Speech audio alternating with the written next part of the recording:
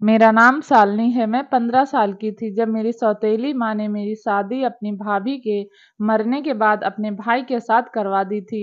मैं बहुत ज़्यादा डरी हुई थी, लेकिन हैरान कर देने वाली बात यह थी कि वह मेरे कमरे में तक नहीं आता था। जब मैं सुबह को उठती और मेरे इर्द-गिर्द किसी मर्द के कपड़े पड़े हुए होते थे और रात को भी मैं ऐसे बेहोशी भरी नींद में सोती थी कि मुझे अपना होश ही नहीं रहता था। यह कपड़े मेरे पति के तो नहीं थे, क्योंकि जब से मेरी शादी हुई थी मैंने उनकी हर एक चीज़ को देख लिया था। मैं परेशान हो जाती थी कि आखिर यह कपड़े मेरे कमरे में कहाँ से आ जाते हैं। एक दिन मैं रात भर सोई नहीं और देखती रही कि आखिर मेरे साथ अभी तक क्या होता आ रहा है। मैं जाग रही थी और सोने की एक्टिंग कर रही थी। फिर मेरे साथ वो हुआ जिसकी मैंने कभी उम्मीद भी नहीं की थी, क्योंकि मेरे कमरे में एक ऐसा इंसान आया जिसने मेरे होश उड़ा दिए। मैं 4 साल की थी जब मेरी माँ मुझे इस दुनिया से छोड़कर चली गई थी। मेरा कोई भाई-बहन भी नहीं था। इसी वजह से मुझे अपनी माँ की कमी बहुत ज़्यादा महसूस होती थी। पापा तो अपने काम में बिज़ी रहते थे, जिसकी वजह से मुझे वह ज़्यादा टाइम नहीं दे पाते थे। मेरी दादी उन दिनों ज़िंदा थी, इसलिए पापा को घर की ज़्यादा टेंशन नहीं होती थी। मगर उम्र के साथ-साथ मेरी दादी भी बीमार रहने लगी थी। इस वजह से वह अक्सर पापा से कहती थी कि तुम दूसरी शादी कर लो। इस तरह कुछ और ना सही तो घर में एक औरत तो मौजूद रहेगी, और हमारे घर को एक औरत की बहुत ज़्यादा ज़रूरत थी। घर में रौनक ही औरत से आती है। अगर घर की औरत ही घर में ना रहे तो घर वीरान हो जाता है। दादी का कहना था कि इस वक्त तुम्हारी बेटी भी बहुत छोटी है और उसे भी एक माँ की ज़रूरत है। अब मेरी सगी माँ तो किसी बीमारी के कारण मुझे इस दुनिया में छोड़कर चली गई थी, लेकिन शायद सौतेली माँ का ही अगर प्यार मुझे मिल जाता और वह मेरी परवरिश कर लेती तो शायद मेरी ज़िंदगी बन जानी चाहिए थी। मेरी परवरिश करने वाला घर में कोई भी नहीं था। दादी को भी हज़ार काम होते थे। दादी का कहना था कि सौतेली माँ ही क्यों ना हो, इससे कोई फ़र्क नहीं पड़ता, मगर इतना तो हो जाता है कि कोई और भी घर में मौजूद है। मगर मेरे पापा हर बार दादी से साफ इनकार कर दिया करते थे कि उन्हें किसी से भी शादी नहीं करनी है। पापा की दूसरी शादी करने से घर के हालात और ज़्यादा बिगड़ जाएंगे। पापा ने कहा कि नई औरत मुझे एक्सेप्ट नहीं करेगी और मेरी बेटी भी सौतेली माँ को एक्सेप्ट नहीं कर पाएगी। ऐसे में घर का माहौल ठीक होने के बजाय और ज़्यादा बिगड़ जाएगा, और ऐसा मैं बिल्कुल भी नहीं चाहता हूँ। वक्त इसी तरह से गुजर रहा था और दादी दिन ब दिन बीमार रहने लगी थी। उनकी हालत खराब से खराब होती जा रही थी, क्योंकि उन पर घर का बहुत ज़्यादा लोड आ गया था। पापा को देखना, पापा के सारे काम करना, घर के काम करना और फिर मुझे भी संभालना दादी के लिए बहुत मुश्किल हो रहा था। दादी भी पापा की भलाई के लिए ही उनसे दूसरी शादी करने के लिए कह रही थी। ऐसे में पापा को कुछ समझ नहीं आता था कि वह क्या करें। वह घर के काम देखें, अपनी माँ की सेहत का ध्यान रखें और फिर उन्हें अपनी बेटी पर भी ध्यान देना होता था। इस सिचुएशन को देखते हुए पापा ने दूसरी शादी करने का फैसला कर लिया था, क्योंकि उन्हें एक यही रास्ता अच्छा लग रहा था। इस सिलसिले में उन्होंने मेरी बुआ से बात की थी। उन्होंने पापा के लिए लड़की देखना शुरू कर दी थी। मेरी बुआ बहुत ही मॉडर्न ख्याल की थी। ऐसे में उनकी कोशिश यही थी कि वह पापा के लिए एक ऐसी लड़की पसंद करें जो उनके जैसे ही मॉडर्न टाइप की हो। इसलिए पापा के लिए लड़की भी उन्होंने ऐसी ही देखना शुरू कर दी थी। पापा का कहना था कि उनको कोई घरेलू औरत चाहिए जो घर-बार अच्छी तरह से संभाल सके। मगर मेरी बुआ का यह कहना था कि अब मगर वह दूसरी शादी करने के लिए मान ही गए हैं, तो उनके लिए कोई अच्छी कम उम्र और खूबसूरत लड़की वह खुद ही तलाश करेंगी, क्योंकि मेरी मम्मी सिर्फ नॉर्मल सी शक्ल की थी और मेरी मम्मी को मेरे पापा ने पसंद किया था। इसलिए इस मामले में मेरी बुआ पीछे ही रह गई थी, और अब की बार वह अपनी ख्वाहिश को पूरा करना चाहती थी कि वह अपने भाई के लिए खुद रिश्ता तलाश कर सके। पापा के मना करने के बाद भी बुआ ने पापा से भी काफ़ी छोटी उम्र की लड़की तलाश कर ली थी। तंग आकर पापा ने सब कुछ छोड़ दिया था। पापा का कहना था कि वह जिस किसी भी लड़की से उनकी शादी कराना चाहते हैं, बस वह उनके घर को अच्छी तरह से संभाल ले और उनकी बेटी को अपनी बेटी समझकर उसकी परवरिश करे। इतना कहकर उन्होंने बाकी सारी जिम्मेदारी बुआ पर ही डाल दी थी, और मेरी दादी जो कि बीमार थी उनको अस्पताल में एडमिट कर दिया गया था। डिस्चार्ज होकर अब घर वापस आ गई थी। वह भी मेरे पापा की शादी के बारे में सुनकर बहुत खुश हुई थी। और फिर इसी तरह मेरी दूसरी माँ हमारे घर में रहने के लिए आ गई थी। मेरी सौतेली माँ सच में बहुत खूबसूरत थी। मेरी बुआ जिन्होंने यह रिश्ता करवाया था, शादी की सारी तैयारियां उन्होंने खुद की थी। दादी भी पापा की इस शादी से बहुत खुश थी और बेफिक्र थी, क्योंकि वह ऐसा ही तो चाहती थी कि उनके बेटे का घर दोबारा से बस जाए और उनकी पोती को माँ का साया मिल सके। मेरी दादी का मेरे पापा की शादी करवाने का कोई गलत मकसद नहीं था। वह बस हम लोगों की खुशी ही चाहती थी कि हम दोनों को सहारा मिल जाए और हमें कोई संभालने वाला इस घर में आ जाए, क्योंकि दादी को लगता था कि वह भी अब कुछ दिन की ही मेहमान है। ऐसे में पापा का शादी के लिए मान जाना बहुत बड़ी बात थी। मैंने भी इस बात को एक्सेप्ट कर लिया था कि मेरी दूसरी माँ इस घर में आ चुकी हैं। शुरू शुरू में तो उनका बिहेवियर मेरे साथ बहुत अच्छा रहता था। वह ज़्यादा उम्र की नहीं थी, इसलिए मेरी उनके साथ अच्छी दोस्ती हो गई थी। वह घर से बाहर जहाँ भी जाती थी मुझे अपने साथ लेकर जाया करती थी। इस बात से पापा को भी कोई परेशानी नहीं होती थी और न ही उन्होंने कभी इस बात पर कोई ऐतराज़ किया था। पापा का यही कहना था कि वह जब भी घर से बाहर कहीं जाए तो अकेली न जाया करे, शालिनी को अपने साथ ले जाया करें। मेरे पापा कोई सख्त बिहेवियर वाले आदमी नहीं थे और ना ही वह औरत पर रोक टोक किया करते थे। उन्होंने कभी मेरी मम्मी पर भी किसी तरह की टोक टाक नहीं की थी। हमारे घर में मेरी सौतेली माँ को किसी तरह की कोई कमी नहीं थी। उनका जो दिल करता था वह वही किया करती थी और जहाँ दिल करता था वहाँ जाया भी करती थी। शायद मेरे पापा यह सोचते थे कि वह उनसे उम्र में छोटी थी और इसी वजह से पापा उन पर ज़्यादा पाबंदियां नहीं लगाते थे। मेरे पापा को शायद यही लगता था कि मेरे सौतेली माँ और मेरे पापा की सोच में काफ़ी फ़र्क है और इसी फ़र्क की वजह से मेरे पापा उन पर कोई पाबंदी नहीं लगाते थे और ना ही उनसे कभी कोई ज़्यादा सवाल जवाब करते थे। उन्हें हमसे खुश रहने की कोशिश करते थे, क्योंकि वह नहीं चाहते थे कि मेरी सौतेली माँ ने उनके पूरे घर को संभाला हुआ था, तो इसी वजह से उनकी पत्नी को भी कोई कमी नहीं होनी चाहिए थी। मोहल्ले की औरतें मेरी नई मम्मी को देखने के लिए और मिलने के लिए हमारे घर आया करती थी। वह दादी से यही कहा करती थी कि तुम्हारी बेटे की नई पत्नी तो बहुत खूबसूरत है। इस पर मेरी बुआ भी काफ़ी खुश होती थी।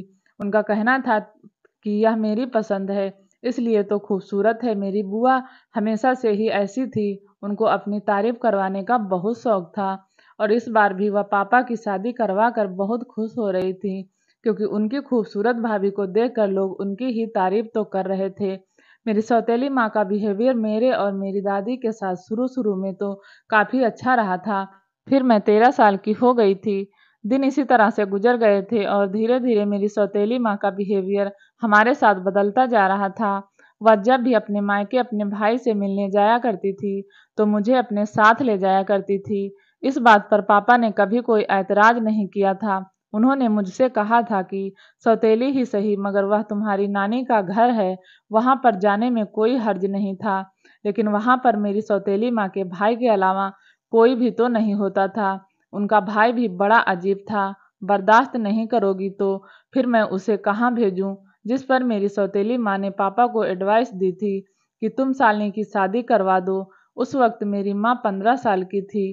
पापा का कहना था कि इतनी जल्दी उसका कोई रिश्ता नहीं मिलेगा, वह बहुत छोटी है। मेरी सौतेली माँ ने मेरे और मेरे पापा के बीच बहुत सारे फासले पैदा कर दिए थे। पापा मुझसे कम ही बात किया करते थे। ना जाने मेरी सौतेली माँ ने पापा को मेरे बारे में ऐसा क्या कह दिया था कि वह मुझसे बात करना भी भूल गए थे और मुझे इस घर से विदा करने पर बिल्कुल तैयार थे। मुझे ऐसा लगा था कि मेरे पापा इतनी जल्दी मेरी शादी करने के लिए कभी भी तैयार नहीं होंगे, लेकिन वह तो इस बात के लिए तैयार हो गए थे। तभी तो मेरे लिए जल्दी जल्दी रिश्ता देख रहे थे। वह चाहते थे कि जल्द से जल्द मेरे लिए अच्छा सा रिश्ता देखकर मेरी शादी कर दी जाए। मुझे समझ नहीं आ रहा था कि यह सब कुछ क्या हो रहा है। मेरी सौतेली माँ ने आखिर मेरे पापा को मेरे बारे में भी क्या कह दिया था कि वह इतना बदल गए थे। मेरे पापा कभी भी ऐसे नहीं थे जैसे कि अब हो गए थे, मगर उनका बिहेवियर भी खामोशी से बर्दाश्त कर रही थी। आखिरकार मैं कुछ और कर भी तो नहीं सकती थी। सब कुछ मेरी सौतेली माँ के हाथ में ही था। मैं चाह कर भी कुछ नहीं कर पाई थी। मेरी गलती थी कि मुझे शुरू में ही पापा को सब कुछ बता देना चाहिए था। अगर उस वक्त मैं पापा को अपनी सौतेली माँ के बारे में बता देती तो आज मेरे बारे में वह कुछ भी गलत सलत कहने या करने के बारे में सोचती तक नहीं कि वह पापा के पीछे हर रोज अपने मायके जाती है और उनका भाई मुझ पर गलत नज़र रखता है। लेकिन क्या किया जा सकता था? मैं मजबूर थी, लाचार थी। मेरी साइड लेने वाला अब कोई नहीं था। मेरा वक्त भी गुजर रहा था। अच्छा क्या था, बुरा क्या था, बस गुजर रहा था। और फिर धीरे धीरे मुझे पता चल गया था कि मेरी सौतेली माँ ने मेरे पापा को मेरे बारे में क्या कहा था।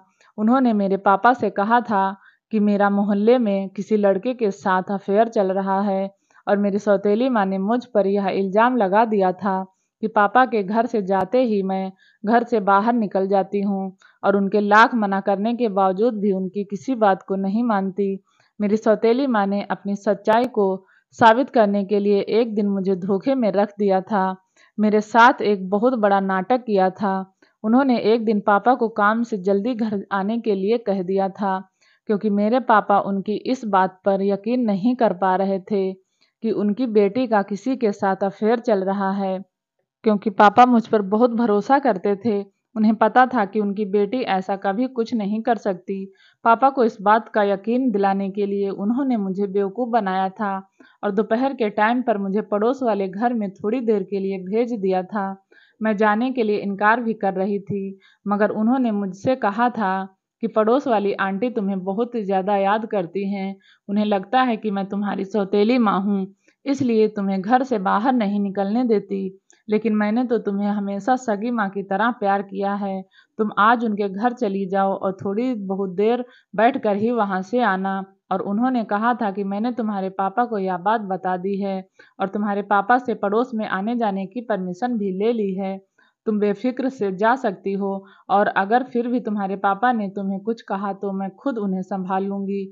वह मुझे कुछ नहीं कहेंगे। उनकी इज्जत की बात है, अगर उन्होंने मुझे पड़ोस में नहीं भेजा तो लोग समझेंगे कि सौतेली माँ बच्ची को घर से बाहर तक नहीं निकलने देती।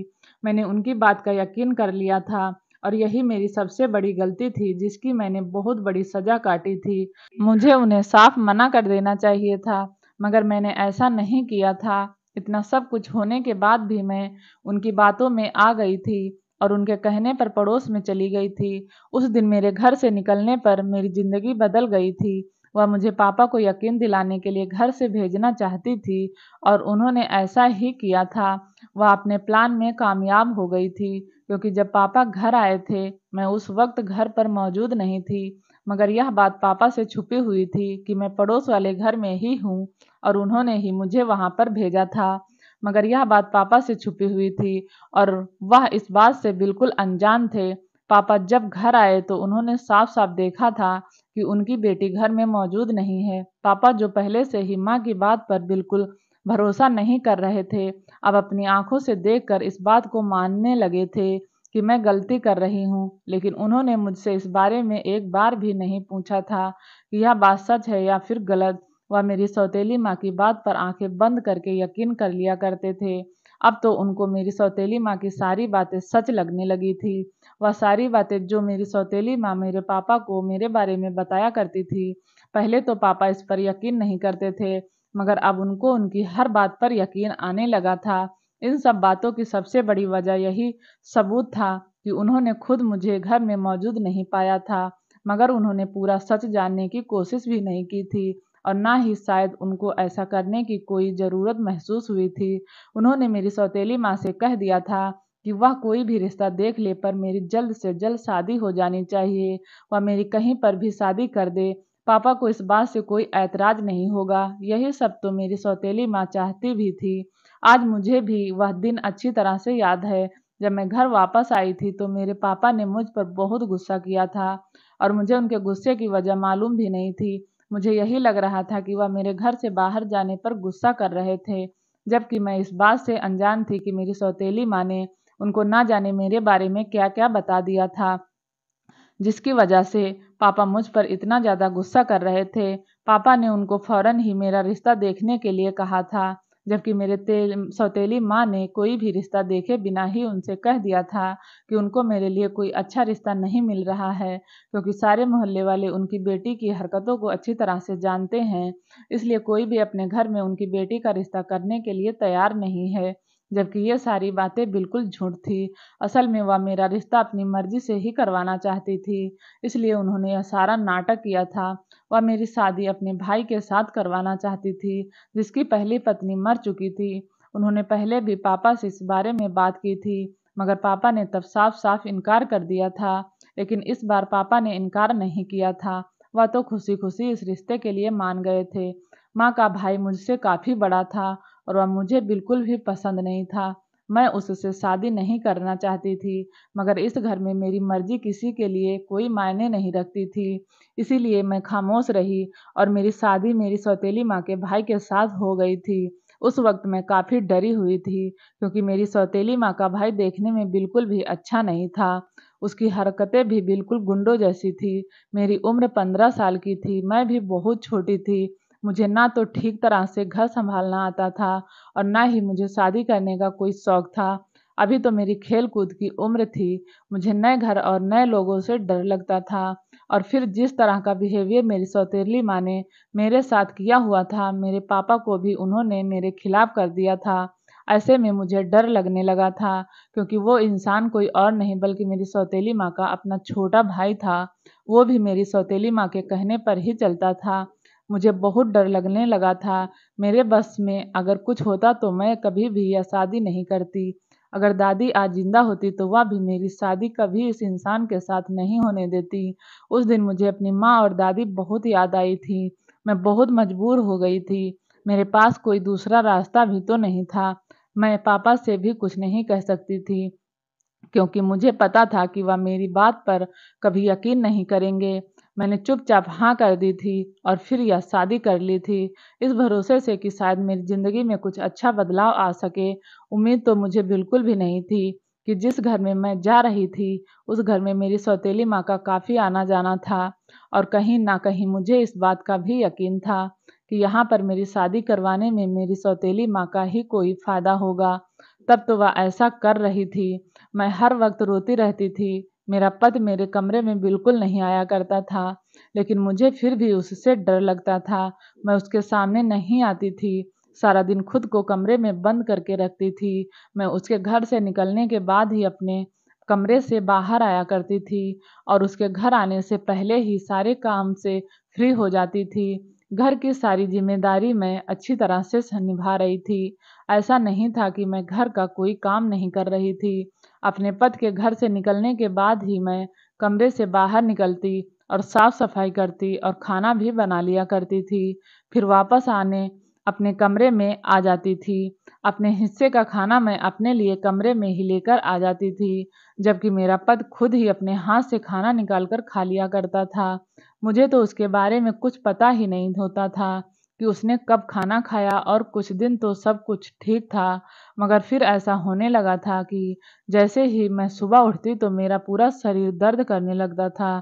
मेरे इर्द-गिर्द तो मुझे मर्द के कपड़े नज़र आते थे, कहीं पर शर्ट होती तो कहीं पैंट होती थी। यह एक दिन नहीं बल्कि हर रोज़ मेरे साथ ही अब ऐसा होने लगा था।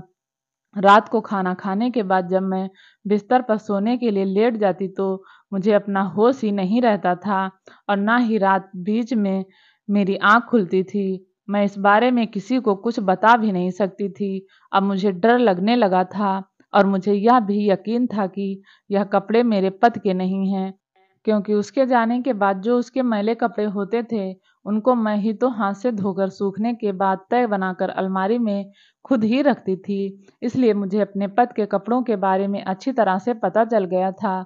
इस घर में मेरे पति के अलावा ना तो कोई आता था और ना ही जाता था। इस बीच पापा भी मुझसे मिलने के लिए नहीं आए थे और ना ही मेरी सौतेली माँ यहाँ पर आई थी। ऐसा लगता था जैसे वो लोग मेरी शादी करके मुझे भूल गए हैं और फिर हर रोज़ जो मेरे साथ यहाँ पर हो रहा था, यह मेरे लिए बहुत ही खौफनाक था। मेरे शरीर में थकान सी होने लगी थी। यह सब क्यों था, इसकी वजह कभी भी मुझे कुछ नहीं पता थी। हर रोज़ मेरे साथ ऐसा ही होता रहा। रात को खाना खाने के बाद जब मैं सोती तो मुझे गहरी नींद आती और सुबह जब मेरी आँख खुलती तो मेरे बिस्तर पर मर्द के कपड़े मौजूद होते थे। मैं इस बारे में किसी को कुछ बता भी तो नहीं सकती थी कि इस घर में मेरे साथ क्या हो रहा है। एक दिन मैं इस बात से बहुत ज़्यादा परेशान थी। मैंने सुबह से लेकर रात तक का खाना नहीं खाया था और मैं अपना खाना खाए बिना ही सोने के लिए बिस्तर पर लेट गई थी। मगर बड़ी हैरानी की बात थी कि आज मुझे नींद नहीं आ रही थी। रात के लगभग 3 बज रहे थे। मेरे कमरे की लाइट बंद थी और मेरा पति बाहर आंगन में ही सोता था। मैंने देखा कि मेरे पति ने लाइट ऑन कर दी थी। दरवाजे पर कोई आया था। मेरा पति उससे धीरे धीरे कुछ बात कर रहा था। तभी अचानक किसी ने मेरे कमरे का दरवाज़ा खोल दिया और वह मेरे कमरे में आ गया। मुझे डर लग रहा था। मैं अब और बर्दाश्त नहीं कर सकती थी। इसलिए मैंने जैसे ही लाइट ऑन की तो यह कोई अनजान मर्द था। इस आदमी को देखकर तो मेरे होश उड़ गए थे। यह आदमी मेरे साथ ज़बरदस्ती करने की कोशिश कर रहा था। मैं ज़ोर-ज़ोर से चिल्ला रही थी, पर मेरे पति को मेरी कोई आवाज़ ही नहीं आ रही थी। मैं अपने आप को इस इंसान से छुड़ाने की बहुत कोशिश कर रही थी। मैं समझ गई थी कि इस घर में मेरे साथ मेरी इज्जत के साथ खिलवाड़ किया जा रहा है। मेरी कुछ समझ में नहीं आ रहा था कि मैं अब क्या करूं। मैं बहुत परेशान थी कि इस इंसान ने मुझे अपने बस में किया हुआ था। मैंने जल्दी से अपने बेड के बराबर में रखा हुआ स्टूल उठा लिया और इस आदमी के सर पर दे मारा। स्टूल इस आदमी के सर पर लगते ही उसके सर से खून बहने लगा था। मैं जल्दी से दरवाज़ा खोलकर घर से भागने की कोशिश कर रही थी, क्योंकि मैं अपने होशो-हवास खो चुकी थी। मेरे पति ने मुझे पकड़ने की कोशिश की और वह मुझे खामोश रहने के लिए कह रहा था, लेकिन मैं तो ज़ोर-ज़ोर से चिल्लाने लगी थी। जब मैं ज़ोर-ज़ोर से चिल्लाई तो आस-पास के लोग भी जाग गए थे। मेरा पति मुझे घर से बाहर निकलने नहीं दे रहा था। मोहल्ले के लोग चोर की आवाज़ सुनकर छलांग मारकर घर के अंदर आ गए और मैंने उनको रोते-रोते सब कुछ बता दिया था। मोहल्ले के लोगों ने मेरे पति और उस आदमी की खूब पिटाई की थी और तो रात के इस टाइम पर पुलिस को भी बुला लिया था। पुलिस वालों ने मेरे पति और उस आदमी को अरेस्ट कर लिया था। मोहल्ले वालों ने कहा था कि इस लड़के का तो यही काम है, यह नए-नए लड़कियों को यहाँ पर लाता है और उनके साथ मर्दों से गलत धंधा करवा कर पैसे कमाता है। लेकिन मैंने पुलिस को बताया कि मैं तो इसकी पत्नी हूँ। मोहल्ले वालों ने बताया कि तुम इसकी पहली पत्नी नहीं हो ना, जाने कितनी सारी लड़कियों को पत्नी बनाकर यहाँ इससे पहले भी ला चुका है और हर किसी को अपनी पत्नी बनाकर इस घर में रख लेता है। रात को लोगों से पैसे वसूल कर अपनी पत्नी को उनके हवाले कर देता है और न जाने कितनी लड़कियों को तो यह बेच भी चुका है। मैं समझ गई थी कि इसका मतलब यह है, मेरे पति की पहली पत्नी मरी नहीं थी, बल्कि उसने उसको भी किसी के हाथ महंगी कीमत पर बेच दिया था। मेरे साथ यह सब कुछ क्यों हो गया था? मुझे अपने शरीर से घिन महसूस हो रही थी। मेरा पति हर रात मेरी कीमत लगाता था और पैसे वसूलता था, क्योंकि उसका कोई दूसरा काम भी नहीं था। लोगों ने बताया कि वह कई बार उसको रंगे हाथों पकड़वा चाहते थे, लेकिन हर बार नाकाम हो जाते थे। पर आज मेरे ज़्यादा हंगामा काटने की वजह से आज वह लोग इसको रंगे हाथों पकड़ने में कामयाब हो रहे थे। मैंने एक आदमी के मोबाइल से कॉल करके अपने पापा को भी घर बुला लिया था। पापा को भी जब यह बात पता चली तो उनको मेरी सौतेली माँ पर बहुत ज़्यादा गुस्सा आया था। मैंने उनको सब कुछ बता दिया था कि इस औरत ने किस तरह से अपने भाई की शादी मेरे साथ करवाई थी। पापा ने मुझे डाँटा भी था कि तुम्हें इस बारे में मुझे पहले ही बता देना चाहिए था। मेरी सौतेली माँ ने कहा था कि वह इस बात को नहीं जानती थी, लेकिन मेरे पापा ने उनको डिवोर्स दे दिया और कहा कि मैं अपनी बेटी को अपने घर लेकर जा रहा हूँ, तुम अपने घर पर रुको। पुलिस मेरी सौतेली माँ के भाई को तो अरेस्ट करके लेकर जा चुकी थी, लेकिन मेरी इज्जत न जाने किस किस के सामने नीलाम हो गई थी। यह बात तो मुझे भी पता नहीं चली थी। दरअसल मेरा पति इतना ज़्यादा चालाक था कि उसने अपने खाना बनाने वाले नमक के अंदर ही नशे की दवाई मिलाई हुई थी। मैं जब उस नमक को खाने में डालती थी तो उसके अंदर नींद की दवाई भी मिक्स हो जाती थी। उसके बाद मैं अपने हिस्से का खाना लेकर कमरे में आकर खा लिया करती थी, जिसको खाने के बाद मैं बेहोश हो जाती थी और फिर मुझे गहरी नींद आ जाती थी। फिर मुझे पता ही नहीं चलता था कि मेरे साथ क्या होता है और जो लोग मेरी इज्जत के साथ खिलवाड़ करते थे, वह अपने कपड़े कमरे में छोड़कर दूसरे कपड़े पहनकर वहाँ से चले जाते थे। मेरा पति तो बाहर बैठकर खाना खाता था इसलिए मुझे पता ही नहीं चलता था कि वह मार्केट से खाना लाकर खाता है। वह दिन मेरी ज़िंदगी का सबसे खतरनाक दिन था। पुलिस ने मेरे पति को अरेस्ट करके कड़ी से कड़ी सज़ा दी थी। पापा मुझे अपने घर लेकर आ गए हैं। उन्होंने फैसला किया है कि वह मेरी शादी अब अच्छे परिवार में करेंगे और देखभाल करके करेंगे। ऐसे दोबारा से मेरी ज़िंदगी को ख़राब नहीं करेंगे। पापा ने अपनी गलती पर मुझसे माफ़ी भी मांगी थी और मैंने उन्हें माफ़ कर दिया था। आप लोग भी सावधान रहा कीजिए। ऐसे किसी पर इतना भरोसा मत करिए कि आप अच्छे और बुरे में फ़र्क समझना ही भूल जाएं और इतना बड़ा कदम उठा लें कि जो आपके लिए बाद में हानिकारक साबित हो। मैं अपने पापा के घर में खुश हूँ और वह मेरे लिए रिश्ता तलाश कर रहे हैं।